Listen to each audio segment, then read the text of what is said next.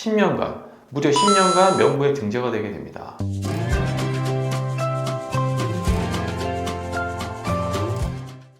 안녕하세요, 김민중 변호사입니다. 악성 채무자, 신용불량자, 채무불이행자 어떤 삶을 살게 될 것인가에 대해서 한번 살펴보겠습니다. 지난 시간에 재산명시명령, 재산조회 신청, 채무불이행자 명부 등재 신청에 대해서 한번 살펴봤는데요. 이 악성 채무자, 채무불이행자, 신용불량자로 만들어야 됩니다. 그러면 어떤 비참한 삶을 살게 되는지 한번 살펴보겠습니다.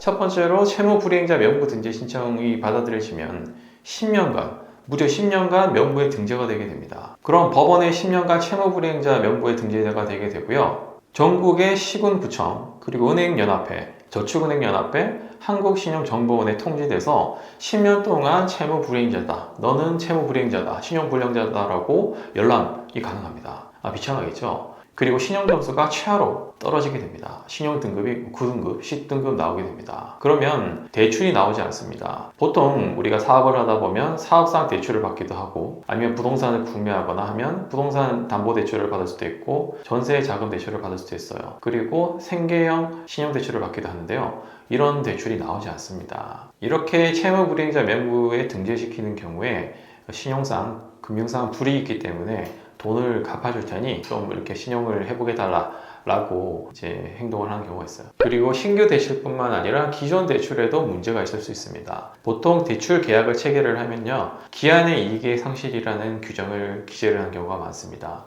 기한의 이익이란 보통 내가 1년 단위로 대출 계약을 체결하면서 1년 동안 그 돈을 사용할 수 있는 그 이익을 말을 하는데요. 기한의 이익을 상실하는 그 사유로 만약에 압류가 들어온다든지 채무불이행자 명부에 등재된다든지 이런 경우에는 기한의 이익을 상실하는 그런 규정을 기재해 둡니다. 그래서 만약에 압류가 들어오거나 채무불이행자 명부에 등재가 됐을 때는 즉시 대출금을 갚아야 하는 경우가 발생합니다. 그래서 만약 대출 시 담보를 잡은 부동산이 있다면 경매를 넘어가게 될 수도 있고, 아니면 신용등급이 하락하게 되는 그런 불이익을 입을 수 있는 것입니다. 그리고 보통 대출을 1년 단위로 계약을 하는 경우가 많아요. 그런데 1년이 금세 또 도래합니다. 그래서 1년이 되는 시점에 대출 계약 갱신을 해야 되는데 거기서 거절되는 경우가 있어요. 그래서 대출에서 엄청난 불이익이 있습니다. 그리고 신용카드 발급이 거절이 되거나 아니면 기존에 갖고 있던 그 신용카드의 거래가 정지되는 경우가 있습니다. 신용이 급격히 떨어져서 최저 등급이 되기 때문에 현재 사용하고 있는 그 카드가 거래 정지되는 경우가 있어요. 그래서 후불제 교통카드 기능이 있는 그 신용카드를 사용하고 있다가 어느 순간 결제가 안 된다거나 어떤 가맹점, 음식점에 들어가서 밥을 먹고 결제를 하려는데 거래가 정지된 카드로 나온다든지 이런 경우가 발생을 합니다. 그리고 내가 다른 사유로 새로운 신용카드를 발급받아서 뭔가 거래를 해야 되는 일이 있을 수 있는데 신규 신용카드 발급이 거절됩니다. 그리고 각종 할부, 리스 계약에 거절이 될 수 있습니다. 보통 자동차나 고가의 제품에서 할부, 리스 계약을 하는 경우가 많은데요. 이런 경우에도 신용도를 평가를 하고 있습니다. 그래서 이런 경우도 구매를 하지 못할 가능성이 매우 높습니다.